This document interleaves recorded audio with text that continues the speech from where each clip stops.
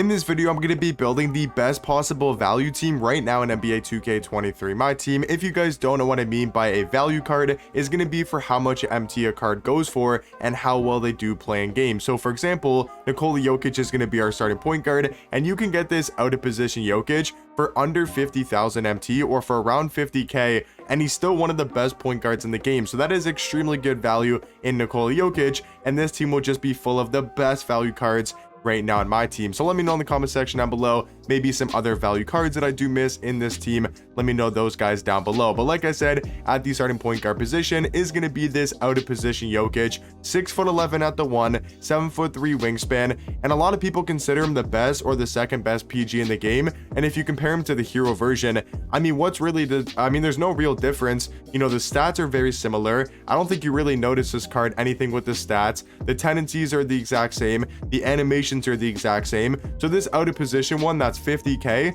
is the same basically card as the hero one, just with 10 less Hall of Fame badges, which really aren't going to make that big of a difference. So to have this card for only 50k MT is such good value at the point guard position next to Jokic for a little bit more offense. I do think Kevin Durant, even though he's an endgame, he's going to be really expensive. He's more of like a expensive value card in the game, and the reason why is I think he'll be one of the best endgames for pretty much not the rest of the year, but he'll definitely be one of the best endgame shooting guards for pretty much the rest of my team. Because how do you make a better shooting guard than Kevin Durant? If they're going to have the exact same jump shot, the exact same dribble sigs on all these different endgames, you can't really make a better shooting guard than KD unless the card's 6'11" or 7 foot. And I can't really think of too many shooting guards that are that tall. So for me, Kevin Durant, I mean, you can get this card for like under 200,000 MT, maybe even like 150, you know, on Xbox. So honestly looking like a really good deal for endgame Kevin Durant. And to have this card next to Jokic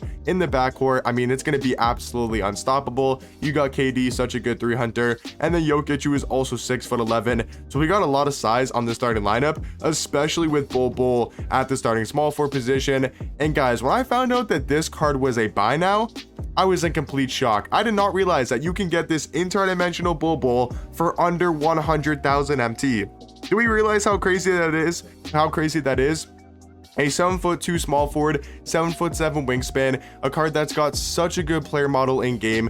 You take a look at the comparison between the hero Bol Bol and the normal one. There is like a decent difference when it comes to the stats, but not going to be that crazy. He's still a 7'2" small forward, 7'7" wingspan, same animation, same jump shot, dribble sigs as the hero version, and you can get this card for under 100k.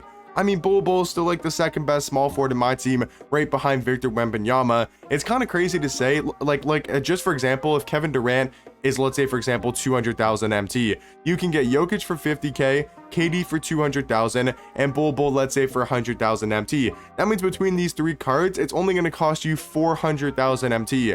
And these cards are top tier, man. Like at their position, they're all going to be top tier. And then at the starting power forward position is going to be next Victor Wembanyama, a card that's only, I think, like 70k, 70 to 80,000 MT, somewhere in that price range. He's going to be a 7'4" power forward, 8 foot wingspan. So just to add more size, more height, more wingspan, a better player model, you know, to the power forward position. I mean, this team is so tall, can score, can defend, and going to be able to mash and really hang with any single team in the game with the size the squad is bringing. And then once again, Victor Wembanyama only going to be 70 to 75, 80,000 MT, which is a really good value for the card. And then to round out the best value starting lineup in my team is going to be the, I think it's called Titans, right? Yeah, it's going to be the Titans Dark Matter Yao Ming. Once again, just like Bol Bol, was really shocked to see that this Yao Ming was a buy now. He's right now about 90 to 100,000 MT. He's a Dark Matter Yao Ming card, 7'6" at center, 7'9" wingspan. And once again, you compare him to the hero version. Is there that big of a difference? Like plus 12 3 ball, sure, that's a bit of a difference, but everything else, animations wise, the exact same, tendencies, the exact same. Are these badges really going to make that big of a difference? Maybe slightly, but you can get this Yao Ming for under 100,000 MT is such good value. Like this starting lineup can easily compete against the best team in the game, and this is one of the best squads you can build, you know, just not using their hero versions for Jokic, Bol Bol, and Yao Ming. So this is an amazing starting lineup that you guys can get for fairly cheap considering how good these cards are. Now off the bench, I'm gonna go a little bit more budgety. We got Ben Simmons, who's actually only about 20 to 30k, somewhere in that price range. And I know he doesn't have that great of a jump shot, and the card isn't that great offensively, but you guys will see the cards around him that all Ben Simmons has to do is be a great defender. He's 6'11" at point guard, 7-foot wingspan, and I think if you put the right cards around this Ben Simmons, he can actually still be amazing at the point guard position. And for only what, 25k, I think that's amazing value for Ben Simmons. Like, I just can't believe how cheap some of these cards are. And then for the backup shooting guard position, another card that is extremely cheap, and I don't understand why, is the Radiant T-Mac. This card is legit 25k. He's like 20 to 30,000 MT, kind of on that same price as Ben Simmons for a Radiant T-Mac. So we're saying Radiant T-Mac is a budget card who's 6'8" at shooting guard, 7'2" wingspan.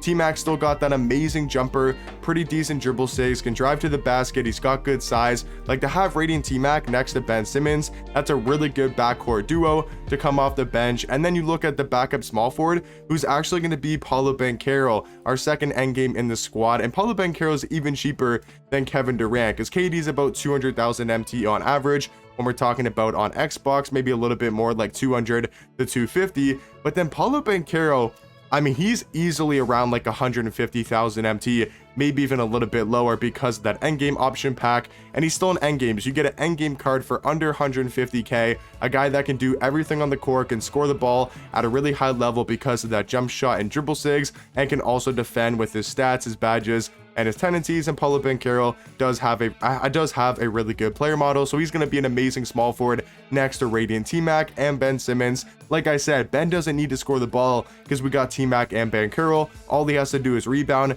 defend, slash to the basket, and make a wide open three, and Ben Simmons can do that even on his Titans version. Now for the backup power forward position is going to be the Pink Diamond Taco Fall. I mean, this card is still one of the more glitchy cards in my team. He's 7'6" at power forward, 8'2" wingspan, still has one of the best player models in the game. And if I'm not mistaken, he's only about like, I think 70 to 80,000 MT. I just want to quickly check on Xbox.